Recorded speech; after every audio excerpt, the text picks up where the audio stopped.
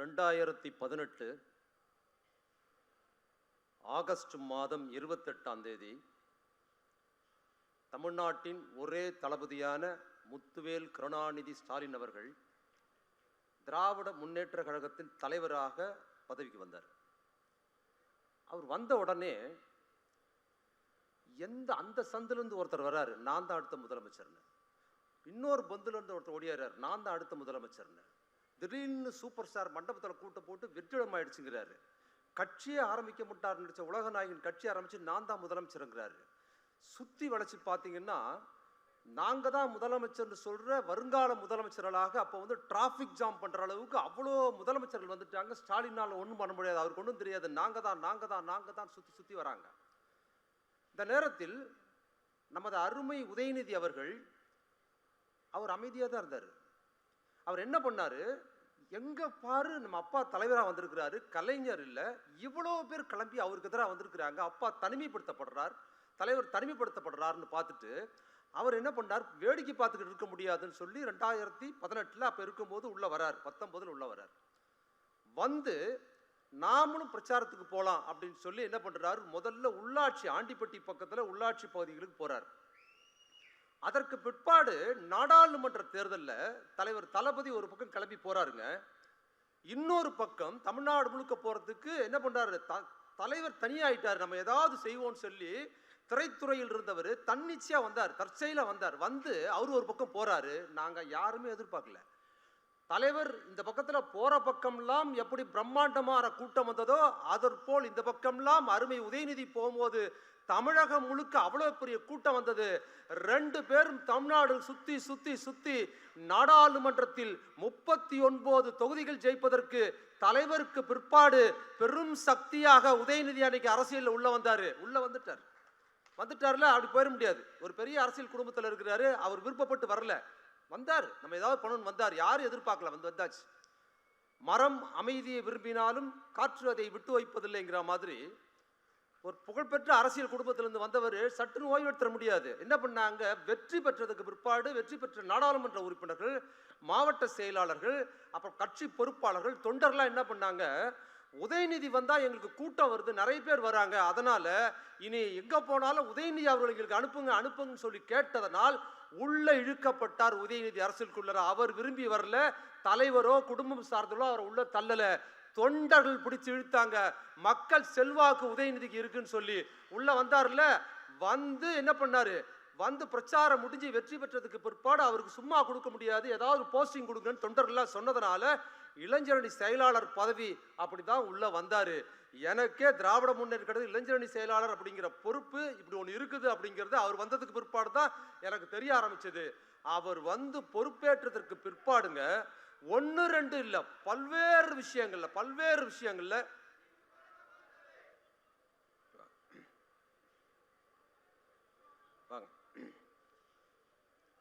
அவர் பொறுப்புக்கு வந்த பிற்பாடு பல்வேறு விஷயங்கள்ல ஒவ்வொரு விஷயமா இளைஞரணியை கட்டமைக்கிறதுல மிக தீவிரமா கட்டமைச்சு கொண்டு போறதுல, இளைஞரணி ஆர்கனைஸ் பண்றதுல வந்து பயிற்சி பாசறை நடத்தினது, அதுக்கப்புறம் இளம் பேச்சாளர்களை உருவாக்குனதுன்னு இளைஞரணிய பல்வேறு கட்டங்களுக்கு நகர்த்தி கொண்டு போனதில் உதயநிதியின் பங்களிப்பு, நமது டெப்டி சிஎம் பங்களிப்பு மகத்தானது. அதனோட வீச்சாக இன்னைக்கு நடத்துகிற இந்த அறிவு திருவிழா இருக்கு பாருங்க, மிக சிறப்பானதா இருக்கிறதுனால அவருக்கு என்னோட சிறப்பு நன்றியை தெரிவித்துக்கிறேன். அதே போல் என் அருமை நண்பர் நமது சட்டமன்ற உறுப்பினர் எழிலரசன் அவர்களுக்கும் என் அருமை நண்பர் எழிலன் அவர்களுக்கு என்னுடைய சிறப்பு நன்றியை தெரிவிச்சுக்கிறேன். எழுத்தாளர் பிரபஞ்சன் எனக்கு பழக்கம். அப்ப அவர் ஒரு முறை என்கிட்ட சொன்னாரு, நான் தினமணி கதிரில் ஒரு சிறுகதை எழுதினேன். அந்த சிறுகதை எழுதின உடனே ஒரு வாரம் கழிச்சு போறேன், அப்ப சம்பந்தம் ஆசிரியராக இருந்தாரு. அவர் ஒரு கடிதம் கொடுத்தாரு, உங்களுக்கு ஒரு லெட்டர் வந்திருக்கு அப்படின்னு. பார்த்தா ஃபோல்டிங் டைப் லெட்டர். அது அந்த ஃபோல்டிங் டைப் லெட்டர்ல பிரிச்சா ரெண்டு கடிதம் ஒன்னா இருக்குது. அதுல ஒரு கடிதத்தில் இருக்குது, என்ன இருக்குதுன்னா போஸ்ட் கார்டு. என்ன இருக்குன்னா, மிக சிறப்பான சிறுகதை, பிரபஞ்சனை போன்ற மிக சிறந்த எழுத்தாளர் கதையில் அடிக்கடி பிரசுரியுங்கள், உங்களுக்கு ரொம்ப நன்றி அப்படின்னு ஒரு கீழே பேரு அய்யன்புரம் சத்யநாராயணன். அதே போஸ்ட் கார்டில் கீழே இன்னொன்னா, இதை பிரசுரியுங்கள், அப்படி இல்லாட்டி இதை பிரசுரியுங்கள். அடுத்தது என்ன இருக்குன்னு பார்த்தீங்கன்னா, அதுக்கு கீழே இதெல்லாம் ஒரு கதையா, ஏயா இந்த மாதிரி கதையை போட்டு எங்க உயிர் எடுக்கிறீங்க, வேற கதையே கிடைக்கலையா, இதையாவது பிரசுரியுங்கள் அப்படின்னு ஒரு போஸ்ட் கார்டு எடுத்து கொடுத்தாரு. அதுவும் அய்யன்புரம் சத்யநாராயணன். இந்த 2 போஸ்ட் கார்டு பார்த்தீங்களா, அயன்பொருள் சத்யநாராயணன். அந்த அயன்பொருள் சத்யநாராயணன் மாதிரியே நம்ம பத்திரிகைகள், தமிழ் பத்திரிகைகளுக்குள்ளார 2 முகங்கள் இருக்குது. 2 முகங்கள்னா திராவிட முன்னேற்ற கழகம் பொறுத்து 2 முகங்கள் பத்திரிகைகள் இருக்குது, தெரிஞ்சுங்க. அயன்புரம் சத்யநாராயணுக்கு நோக்கம் என்ன தெரியுங்களா? எப்படியாவது பத்திரிகையில பேர் வரணுங்கிறதுக்காக எதையாவது சொன்னாரு. ஆனால் தமிழ் கூறும் பத்திரிகை உலகில் திமுகவுக்கு எதிராகவும் ஆதரவாகவும் செய்தி போடுற பத்திரிகைகள் பார்த்தீங்களா, அவங்களுக்கு 2 முகத்தில் ஒரு முகம் என்ன பண்ணுவாங்க, அவங்களே பேர் இயக்கத்தின் அஸ்தமனம் ஒன்று போடுவாங்க. போட்டாங்களா? பேர் இயக்கத்தின் அஸ்தமனம் போட்ட அவர்களே என்ன பண்ணுவாங்கன்னா, கொஞ்ச நாள் பொறுத்து என்ன பண்ணுவாங்க, தெற்கில் வந்து சூரியன் போடுவாங்க. 2மே அவர்கள் தான். அந்த அதாவது போஸ்ட் கார்டு கொடுத்தாலும் அயன்புரம் சத்யநாராயணன். அதே மாதிரி நான் இதையும் சொல்றேன், அயன்புரம் சத்யநாராயணுக்கு பேர் வர்றது மட்டும்தான். ஆனா இவர்களுக்கு நோக்கம் அதுவும் இல்லை. பேர் இயக்கத்தின் அஸ்தமனம் திமுகவுக்கு எதிராக புத்தகம் போட்ட அதே நிறுவனம் தான் போடுது. அந்த பேர் இயக்கத்தின் அஸ்தமனம் திமுகவுக்கு எதிராக போடுவது அவருடைய அரசியல். அதே பத்திரிகை, அதே பப்ளிகேஷன்ல இருந்து என்ன பண்றாங்க, இது தெற்கிலந்தூர் சூரியன் திமுக ஆதரவு போறது தெரியுமா, அது அவங்களோட மார்க்கெட்டிங். இது 2 முகம் இருக்குது. அவர்கள் எதிர்ப்பை உணர்வோடு செய்வார்கள், ஆதரவுகளில் லாபம் பார்ப்பார்கள். அப்படி ஒரு சூழல் தான் இருக்குது. அது பத்திரிகை உலகத்தில் திமுக எதிர்ப்பு எப்பொழுதுமே இருக்குது.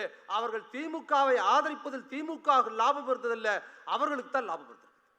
அப்போ தெளிவா சொல்லணும்னா, திராவிட இயக்க மரபு பத்திரிகையில் ஆதிக்க எதிர்ப்பு மரபு அப்படின்னு ஒன்று இருக்குல்ல, அந்த ஆதிக்க எதிர்ப்பு மரபில் பத்திரிகை மரபு நீதி கட்சியில் ஆரம்பிச்சு திமுக வரைக்கும் என்ன பத்திரிகை மரபுங்கிறத ஒன்லைன்ல சொன்னோம்னா, சிம்பிளா சொல்றேன், நீதி கட்சி ஆரம்பிச்ச திராவிடன்ல இருந்து முரசொலி வரைக்கும் என்ன மரபுன்னா, அன்னைக்கு 100 வருஷத்துக்கு முன்னால் இருந்த இந்தியா, சுதேசமித்திரன், ஆனந்த விகடன், தினமணி வரைக்கும் என்ன செய்தி போட்டார்களோ அதற்கு எதிராக இயங்குவதுதான் திராவிட இயக்க பத்திரிகை மரபுங்கிறத தெரிஞ்சுங்க. நம்மளோட மரபே அதுதான். குறிப்பா பெரியார் என்ன பண்றார், திராவிட இயக்க பத்திரிகை மரபுல நீதி கட்சி திராவிடன் ஆரம்பிச்சது. ஆனா படிக்கிறதுக்கு ஆள் கிடையாது. நீங்க இந்து பத்திரிகை ஆங்கிலத்தில் வந்தது, சுதேசமித்திரன் அல்லது இந்தியா பல தமிழ் பத்திரிகையில் வந்தது. இங்க வாசகர் ரொம்ப குறைவு. எழுதுறவனே படிச்சுப்பான், படிக்கிறவனே எழுதிப்பாங்கிற ஒரு சூழல். அவங்க தான் இருப்பாங்க, அவங்க தான் படிப்பாங்க, அவங்க தான் பேசுவாங்க. அப்போ உங்க பத்திரிகை நடத்துறதுக்கு ஆள் கிடையாது. நம்ம பக்கத்துல நீதி கட்சின்னு படித்தவங்க தான் பத்திரிகை நடத்துறாங்க. அப்ப என்ன பண்றாரு, 25இல் தந்தை பெரியார் உள்ள வர்றார். என்ன பண்றார் தந்தை பெரியார் உள்ள வந்து, தெரிஞ்சுங்க ரொம்ப முக்கியமான செய்தி என்ன பண்றாரு தெரியுங்களா, அடே பத்திரிகை நடத்துவதற்கு மொழி அறிவோ ஆங்கில புலமையோ பெரிய ஞானமோ அவசியம் இல்லை. மொழி உணர்வும் அரசியல் அறிவும் இருக்கிற, எழுத படிக்க தெரிந்த எவனும் பத்திரிகை நடத்தலாம், பேச்சாளன் ஆகலாம் என்று இந்தியாவிலே பத்திரிகை விஷயத்தை அடிச்ச ஜனநாயகப்படுத்திய ஒரே தலைவர் தந்தை பெரியார் தான் அதை செய்தார். அப்படி யார் அதுக்கு உதாரணம்னா பெரியாரே உதாரணம். ரஜாவுக்கு தான் பிடிச்சார். அப்படி ஆரம்பித்த அந்த பத்திரிகை தெரியுங்களா, நீதி கட்சி அகடமிக்கா படிக்க வச்சது. ஆனா பத்திரிகை நடத்துவதற்கான ஐடியாலஜி பண்ணும்ல, அது அரசியல். இப்ப கூட நல்லா படிச்சிருப்பாங்க, பெரிய கல்வியாளராக இருப்பாங்க. ஆனா அவங்க கிட்ட என்ன பண்ணும், ஒண்ணுமே இருக்காது. என்ன இருக்காது, பத்திரிகை படிக்கிற பழக்கமே இருக்காது. பெரியார் என்ன பண்ணாரு, பத்திரிகை நடத்துவது, பத்திரிகை படிப்பதுங்கிற இந்த ஜனநாயகத்தன்மை விட்ட உடனே, யாரா நான்லாம் இன்னைக்கு ஒரு பேச்சாளராக வந்திருக்கிறேன், எழுத்தாளராக வந்திருக்குன்னா அந்த பெரியார் மரபு எதை குறித்தும் கேள்வி கேட்பது. அதுவரை அஞ்சி நடுங்கி மகாபாரதம், ராமாயணம், இலக்கியங்கள் கொடுத்தெல்லாம் பேசுவதற்கு பயந்தவர்கள் பத்தியில எதை வேணா கேட்கலாம் மரபை உருவாக்குனாரு. உருவாக்கி கொண்டாந்து விட்ட உடனே திராவிட முன்னேற்ற கழகம் வருது. திராவிட முன்னேற்ற கழகத்தில் முக்கியமான தலைவர்கள் 5 பேர் இருந்தாங்கன்னு சொன்னா, இன்னும் 2ஆம் கட்ட தலைவர் 50 பேர் இருந்தாங்கன்னா, அந்த 50 பேருக்கு என்ன தெரியுமா முக்கியம், எல்லாரும் ஒரு பத்திரிகை நடத்துவாங்க. ஆளாளுக்கு ஒரு பத்திரிகை. எல்லா பத்திரிகையும் பார்த்தீங்கன்னா ஒவ்வொரு தலைவர்களுக்கும் விசிட்டிங் கார்டு மாதிரி பத்திரிகை இருக்கும். இந்த பத்திரிகை மரபு பார்த்தீங்கல்ல, திராவிட இயக்கத்தின் பத்திரிகை மரபு எதுன்னா, நமக்கு எதிரானவர்களுக்கான பதில்களை சொல்வது, அதற்கான மறுப்புகளை எழுவது, நம் அரசியலை சொல்லுகிற நேரத்தில் நம் மீது அவதூறு சொல்வதற்கு பதில் சொல்வதற்கு மெயின் ஸ்ட்ரீம் பத்திரிகை இல்லாத போது திராவிட இயக்க பத்திரிகையில் அப்படித்தான் கட்டமைக்கப்பட்டது. இன்னைக்கு வரைக்கும் திராவிட முன்னேற்ற கழகம் ஆட்சிக்கு வந்து இந்த நிமிடம் வரும் ஒரு முறை கூட எந்த மெயின் ஸ்ட்ரீம் பத்திரிகையும் நமக்கு ஆதரவு தெரிவிச்சு ஆட்சிக்கு வந்ததே இல்லை. நம் முகங்களாகும் நம் எழுத்தாளர் தான் வந்திருக்கிறோம்.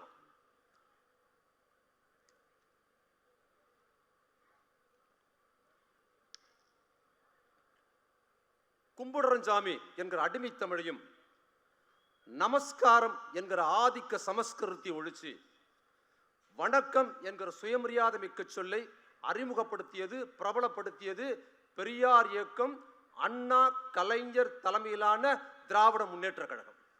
அந்த வணக்கம் என்கிற கழகச் சொல்லோடு என் உரையை தொடர்கிறேன். வணக்கம்.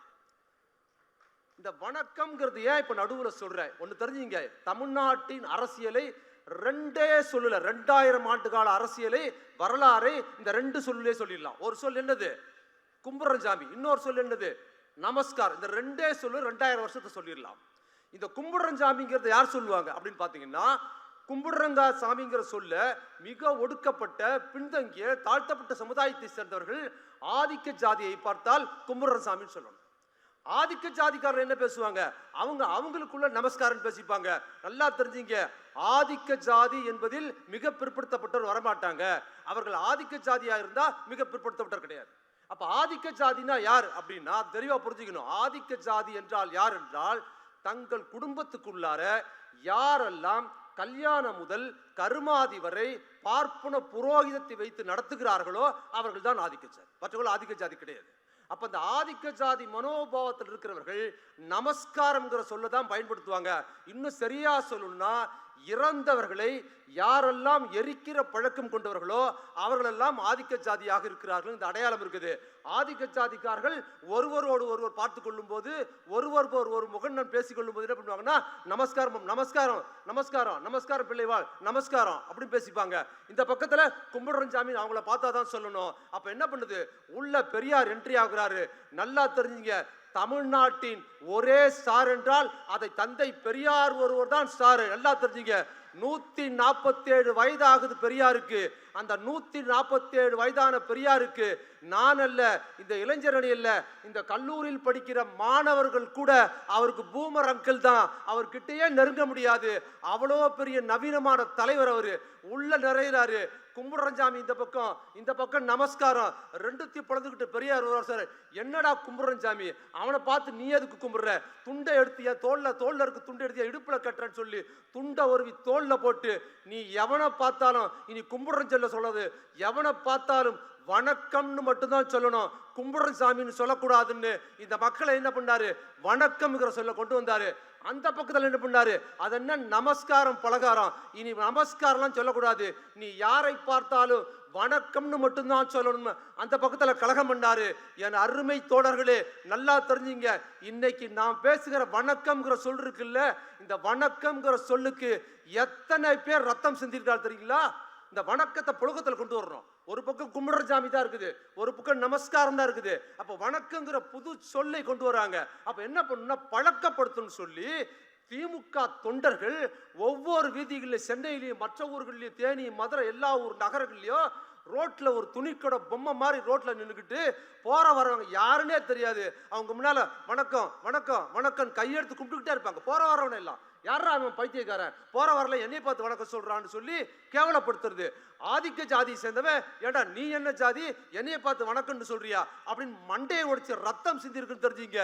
இந்த வணக்கம் என்கிற புழக்கத்தில் கொண்டு வருவதற்காக அவ்வளவு சிரமப்பட்டு ரத்தம் சிந்தி ஒவ்வொரு வார்த்தை இன்னைக்கு பேசுறோம்ல வணக்கம்னு, அதற்கு முன்னால் திராவிட இயக்கம், பெரியார் இயக்கமும் திராவிட முன்னேற்ற தொண்டர்களின் ரத்தம் சிந்திருக்கிறார்கள். வணக்கங்கிறத தெரிஞ்சுங்க. இன்னைக்கு உதாரணத்துக்கு சொல்றேன், நமஸ்காரம் சொல் தமிழ்நாட்டில் இந்தியாவில் இருக்கிற மாதிரி தமிழ்நாட்டில் இருந்தது. இன்னைக்கு இந்தியா முழுக்க நமஸ்காரம் இருக்குது, தமிழ்நாட்டில் கிடையாது. இப்ப கூட நீங்க செய்தி சேனல திருப்பி பாருங்க, அது உத்தரப்பிரதேசத்திலிருந்து காஷ்மீர்ல இருந்து கேரளாவாகட்டும் ஆந்திராவாகட்டும் நமஸ்கார்னு சொல்லிதான் செய்தி வாசிப்பாங்க. தமிழ்நாட்டில் நமஸ்கார்னு சொல்லிதான் செய்தி வாசிக்கிட்டு இருந்தாங்க. இங்க நமஸ்கார் கிடையாது. மோடிஜியே இங்க வந்தால் என்ன பண்ணி ஆகணும்? நமஸ்காரம் இல்ல, நீ வணக்கம் தான் சொல்லி ஆகணும்னு சொல்ல வச்சது யாரு? திராவிட முன்னேற்றம்.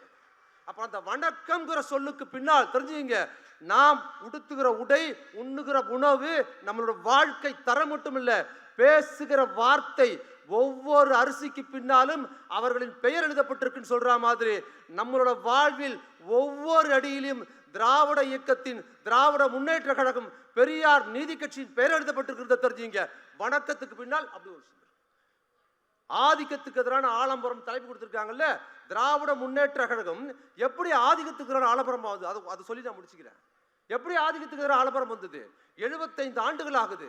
75 ஆண்டுகளுக்கு முன்னால் திராவிட முன்னேற்ற கழகம் ஆரம்பிக்கிறதுக்கு முன்னால் என்ன தெரியுங்களா? 75 வருஷத்துக்கு முன்னால அப்ப காங்கிரஸ் பெரிய இயக்கம் மட்டும்தான் பெரிய கட்சியா இருந்தது. அப்போ எப்படி இருந்து ஒரு கிராமத்துல திடீர்னு போலீஸ் உள்ள போகுது. ராத்திரி 10 மணிக்கு போலீஸ் உள்ள போகுது. போயிட்டு ஒரு கூலி தொழிலாளர் இருக்கிற ஒரு அம்மா பையனை கூட்டு 20 வயசு பையனை கூட்டு போலீஸ் போயிட்டு சந்தேகத்தில் கூட்டு போயிடுது. அந்த அம்மா ஒரு கூலி தொழிலாளி. அந்த அம்மாவுக்கு என்ன பண்றது, யாரும் தெரியாது. ஐயோ என் பிள்ளையை தூக்கிட்டு போயிட்டாங்களே, நான் என்ன பண்ணுவேன்? அந்த அம்மா வயிற்றுல வாயினை அடிச்சுக்கிட்டு யார்ட்டையாவது போய் சொல்லணும். யார்கிட்ட சொல்றது? யாருமே இல்லை. யார்கிட்ட சொல்லணும்னா அந்த ஊர்ல 1000 ஏக்கர் வச்சிருக்கிற பண்ணையார் தான் பார்த்து சொல்லணும். அவர் தான் பெரிய தலைவர். அவரை போய் சொன்னாதான் போலீஸ் ஸ்டேஷன்ல கூட்டு வர முடியும். இந்த அம்மா ஓடி போய் அவங்க வீட்டு வாசல் நின்னா அந்த காங்கிரஸ் தலைவராக இருக்கிற அந்த பண்ணையாரை பார்க்கறதுக்கே ஒரு வாரம் ஆகும். இன்னைக்கு வந்துருவாரு, நாளைக்கு வந்துருவாரு, இன்னைக்கு வந்துருவாரு, நாளைக்கு வந்துருவாருன்னு சொன்னா அரெஸ்ட் பண்ணி போன பையன் 15 நாள் ரிமாண்ட் முடிச்சு அவனே வந்துருவான். அப்ப என்ன ஆகும்? அரெஸ்ட் பண்ணி கூட்டு போனா ஊர்ல இருக்க பெரிய மனுஷனை பார்த்து ஐயா என் பிள்ளைய காப்பாத்துன்னு சொல்வதற்கு கூட முடியாது. இந்த சூழலில் தான் திமுக ஆரம்பிக்கப்படுது. 75 ஆண்டுகளுக்கு முன்னால். இப்ப திமுக ஆரம்பிச்சு 5 வருஷம் ஆயிடுச்சு வச்சுங்க. 70 வருஷத்துக்கு முன்னால 75 ஆகுது இல்ல. இப்ப திமுக ஆரம்பித்து 5 வருடங்கள் ஆயிடுச்சு. இப்ப என்ன சூழல்? அதே மாதிரி ஒரு கிராமத்துல ராத்திரி 10:30 மணிக்கு ஒரு பையன் என்ன பண்ணுறாரு, ஒரு பையனை போலீஸ் வந்து சந்தேகத்தில் கூட்டு போயிடுச்சு. இப்ப அந்த அம்மா என்ன பண்ணுது, ஒரு அம்மா வயிற்று வாயில் அடிச்சுக்கிட்டு பண்ணையார்கிட்ட போல தான் வீட்டில இருந்து 3 வீடு தள்ளி இருக்கிற தன்னை போல விவசாய கூலியா இருக்கிற அவர் வீட்டுக்கு 3வது வீட்டுல இருக்கிறாரு. அவர் யாருன்னா திமுகவோட வட்ட செயலாளர். அவர் வீட்டுக்கு போகுது. தம்பி 10:30 மணிக்கு தூக்கிட்டு போட்டா 10:35 போய் நிக்குது. தம்பி இந்த மாதிரி தம்பியை கூட்டு போயிட்டாங்கடான்னு சொல்றாரு. அப்பதான் என்ன பண்றாரு அவர், அந்த வட்ட செயலாளர் கலைஞரும் அண்ணாவும் செங்கல்பட்டுல வராங்க, பேச வராங்க நாளைக்கு காலையிலங்கிறதுனால ராத்திரிலாம் சூழல் எழுதிட்டு வீட்டுல வந்து சோறு சாப்பிட்டு போலான்னு வந்து என்ன பண்றாரு, அந்த வேர்வை நாற்றத்தோட சட்டையை எடுத்து ஆங்கர்ல மாட்டிட்டு சோத்தை பிசைஞ்சு என்ன பண்றாரு, கையை வைக்கும் போது தான் வெளியிலிருந்து தம்பின்னு கூப்பிடும் போது என்னன்னு கேட்கிறாரு, நீ தான்ப்பா காப்பாற்றணும்னு சொன்னா அந்த திமுக வட்ட செயல் தெரியுமா, சோத்தை அப்படியே போட்டுட்டு அந்த அழுக்கு சட்டை வேர்வை எடுத்து மாட்டிக்கிட்டு வாமான்னு போலீஸ் ஸ்டேஷன் நேரா கூட்டு போய் 10:35 போனவர் 11 மணிக்கு பையனை கொண்டாந்து வீட்டில் விட்டு எடுத்தா சோறு திம்பாருங்கிறத தெரிஞ்சுங்க. இந்த அதிகாரம் வேற எங்கும் நடந்ததில்லை. எப்படி அவருக்கு போலீஸ் ஸ்டேஷன் அந்த அதிகாரம் கிடைச்சது? ஒரு போலீஸ் ஸ்டேஷனில் ஒரு பண்ணையார் 1000 ஏக்கர் இருக்கிற பண்ணையார் உள்ள போறாருன்னா சேர் போட்டு இன்ஸ்பெக்டர் எழுதுன்னு வழக்கு சொல்லி உட்காருங்க பாரு. அவருக்கு ஏன் இந்த மரியாதை? ஏன்னா அவருக்கு ஆதிக்க ஜாதியா இருக்கிறாரு. அது மட்டும் இல்ல 1000 ஏக்கர் வச்சிருக்கிறாருங்கிறதுனால அவருக்கு பக்கத்துல என்னது, அவருக்கு சேர் போடுறாங்க, அது மரியாதை. இவர் யாரு? வட்ட செயலாளர். அடுத்த வேலை சோத்துக்கே கஷ்டப்படுறவர். அடுத்த வேலை சோத்துக்கு கஷ்டப்படுற வட்ட செயலாளர் அதே போலீஸ் ஸ்டேஷனுக்கு போகும்போது அந்த பண்ணையார் 1000 ஏக்கர் வாங்கின பண்ணையார் சேர் போட்டு உட்கார்ந்து இருக்கிறாருன்னா போலீஸ்கார் எழுந்து வணக்க சொல்லி அதே வட்ட செயலாளருக்கு அந்த பண்ணையார் பக்கத்துல சேர் போட்டு உட்கார வைத்தது இந்தியாவில் எங்கும் கிடையாது. தெரிஞ்சுங்க. அந்த பண்ணையாருக்கு என்ன, அது அந்த பண்ணையாருக்கு ஏன் சேர் போட்டாரு? அவருக்கு 1000 ஏக்கருங்கிறதுனால ஆதிக்க ஜாதிங்கிறதுனால சேர் போட்டாரு. இந்த வட்ட செயலாளர் ஒரு தாழ்த்தப்பட்ட சமுதாயத்தை சேர்ந்தவர், ஒரு கூலி தொழிலாளி. இவருக்கு ஏன் தெரியுமா சேர் போட்டாரு? இவர் கட்டிருந்த அழுக்கான வேட்டியில் இருந்த கருப்பு சிவப்பு வண்ணத்திற்கு போட்டது. இதை நான் மிகைப்படுத்தி சொல்லல. இங்க வந்திருக்கிறாங்க நமது அமைச்சர் அவர்கள் வந்திருக்கிறார், அமைச்சர் இருக்கிறார், உயர்கல்வித்துறை அமைச்சர், அவருக்கு தெரியும். நம்ம பேராசிரியர் ஜெயரஞ்சன் வந்திருக்கிறார், அவங்களுக்கு தெரியும். எதையும் மிகைப்படுத்தி சொல்லல. அப்படி கட்டப்பட்ட இருக்கும். அண்ணா சொன்னாரு 1957 அண்ணா சொல்றாரு ஒரு கூட்டத்துல, மக்கள் நிதி கொடுக்குறாங்க அண்ணா கிட்ட. யாரு? சாதாரண ரிக்ஷா ஓட்டுறவங்க, விவசாயிகள். கட்சியில காசு கிடையாது, எல்லாருமே அண்ணாட கட்சி. என்ன பண்ற, காசு கொடுக்குறாங்க. லாரியில ஏறி மீட்டிங் பேசுறது, அப்படிதான் பேசுறாங்க. காசு கொடுக்குறாங்க. அந்த நிதியை வாங்கிட்டு அண்ணா சொல்றாரு, காங்கிரஸ் கட்சியில் இருக்கிற பண்ணையார்களிடம் பணத்தில் பன்னீர் வாசனை இருக்கலாம், ஆனால் என் தோழர்கள் ரிக்ஷா ஓட்டுறவரும் இந்த கூலி விவசாயம் இருக்கிற இந்த நிதி கொடுத்துறாங்க பத்தியில, இதுல வேர்வை நாற்றம் இருக்கலாம், ஆனால் வரலாற்றில் தெரிந்து கொள்ளுங்கள், பன்னீர் வாசனை கொண்ட பணத்தை வேர்வை நாற்றம் கொண்ட படம் தான் விரட்டி அடித்திருக்கிறது வரலாறில். அது நடக்கும் அன்னைக்கு சொன்னாரு. இது நடந்திருக்கிறது. என் அருமை தோழர்களே, நீங்க இன்னைக்கு சொகுசான ஏசி அறையில் இருக்கிறீங்க, பயிற்சி பாசறைக்கு உங்களுக்கு சிறப்பாக கொடுக்கிறாரு. நீங்கள் சொகுசாக படித்ததாகட்டும், பயிற்சி பாசறையில் சொகுசாக உட்கார்ந்திருப்பதாகட்டும், இதற்கு பின்னால் ஒவ்வொரு திமுக தொண்டனின் வேர்வை நாற்றம் உழைப்பும் இருக்குதுங்கிறத எப்பொழுதும் ஞாபகம் வச்சுங்க. இது எந்த மாற்றம் எந்த கட்சியிலும் கிடையாது இந்தியாவில். தெரியுங்களா? இந்த அதிகாரத்தை ஜனநாயகப்படுத்துறது எந்த கட்சியும் கிடையாது. கம்யூனிஸ்ட் கட்சி கூட இருந்தது. கம்யூனிஸ்ட் கட்சி சிறப்பாக ஜனநாயகப்படுத்துறாங்க. ஆனால் ஏற்கனவே ஒடுக்குமுறைக்கு உள்ளாகி ஒரு தாழ்த்தப்பட்ட சமுதாயத்திற்கு கம்யூனிஸ்ட் கட்சியில பொறுப்பு கொடுத்தா அங்கேயும் வந்து தடியடி வாங்குறது, ரத்தம் சொல்றது, ஜெயிலுக்கு போறதுன்னு தான் அதுல இருந்ததே தவிர போலீஸ் ஸ்டேஷன்ல எழுந்து நின்று சல்யூட் அடிச்சது திமுக காரனுக்கு மட்டும்தான் தெரிஞ்சுங்க. இந்த அதிகாரம் திமுக கொண்டு, இந்த ஜனநாயகம் வேற எந்த கட்சியும் கிடையாது. இந்த மாதிரி பல செய்திகளை சொல்லிக்கிட்டே போகலாம், நிறைய செய்திகளை சொல்லிட்டு போகலாம். இதுல குறிப்பா 5 நிமிஷம் இருக்கானோ, நான் அவசரமா பேசுறதுனால நிறைய விஷயத்தை ஸ்கிப் பண்ணி பேச வேண்டியிருக்கு. கடைசியா ஒரு செய்தி சொல்றேன். இன்னைக்கு நமது உதயநிதி அவர்கள் இருக்காருல்ல, நான் ஏதோ அவர் நிகழ்ச்சியில புகழ்ந்து பேச, இன்னைக்கு அவர் ஆர்கனைஸ் பண்ணிருக்க இந்த நிகழ்ச்சியில அவரை பத்தி நான் சொல்லி ஆகணும். ஏன்னா ஊர் பூரா அவரை பத்தி பேசுறேன். அவர் இல்லாத இடத்துல, திமுக அல்லாத மேடைகள்லாம் அவரை பத்தி பேசுறேன். ஏன் பேசுறேன்? அது ரொம்ப முக்கியம். உதயநிதி பொறுப்பேற்று வந்து அவர் திமுக தொண்டர்களை அணுகிற விதம் இருக்குல்ல, எல்லாம் தெரிஞ்சுங்க.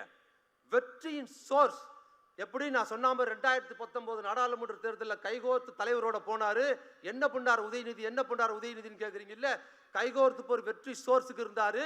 அடுத்த கட்டம் என்ன பண்ணாங்க, சட்டசபை திருவல்லிக்கேணி சேப்பாக்க தொகுதியில் சீட்டு கொடுத்தாங்க. நல்லா தெரிஞ்சுங்க, தலைமை பண்பு என்ன தெரியுமா?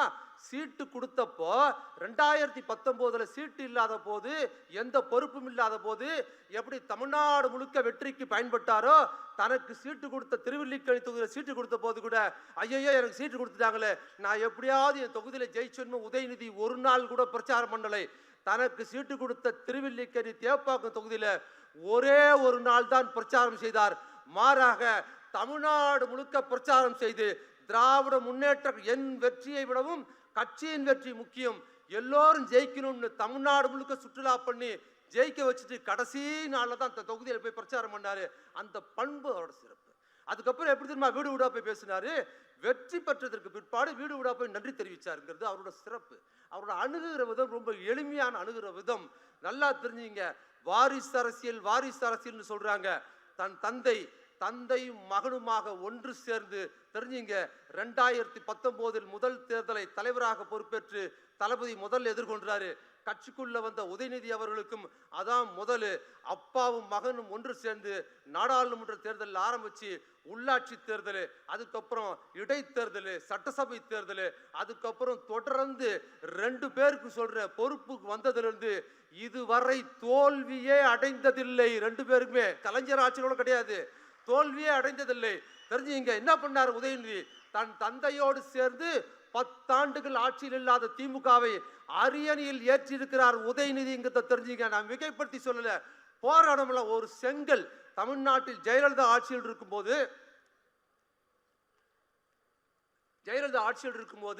இதே பாபர் மசூதி இடித்து விட்டு ராமர் கோயில் கட்டணத்துக்கு செங்கல் கொண்டு வான்னா ஜெயலலிதா இங்க இருந்து அதிமுக செங்கல் கொடுத்து அனுப்புனாங்க. அதே ஒரு செங்கல் எடுத்து உதயநிதி என்ன பண்ணாரு?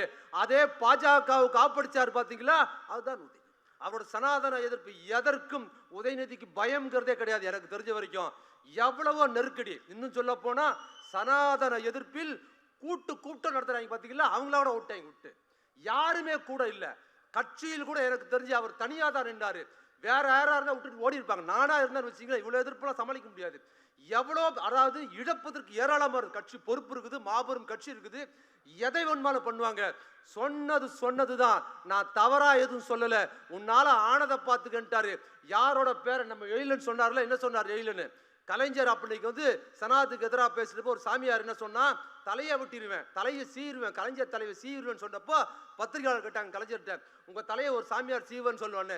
என் தலையை நான் சீவியே 30 வருஷம் ஆச்சுன்னார் கலைஞர். இன்னைக்கு அவரோட பேரன் என்ன சொன்னாரு? சனாதன எதிர்ப்பு மன்னிப்பு கேட்க சொல்லும்போது உதயநிதி சொன்னாரு, என்ன சொன்னாரு?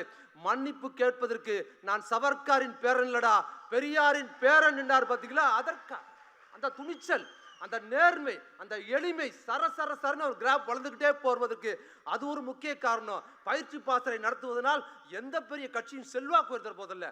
ஆனால் வருங்காலம் இளைஞர்கள் அடுத்த கட்டத்துக்கு இன்னும் 100 ஆண்டு தாண்டி போறதுக்கு நீங்க தான் இருக்கு நடத்தினார். பாத்தீங்களா? இப்படி பல்வேறு விஷயங்கள்ல மிக சிறப்பாக செய்திருக்கிறார். நல்லா தெரிஞ்சுங்க.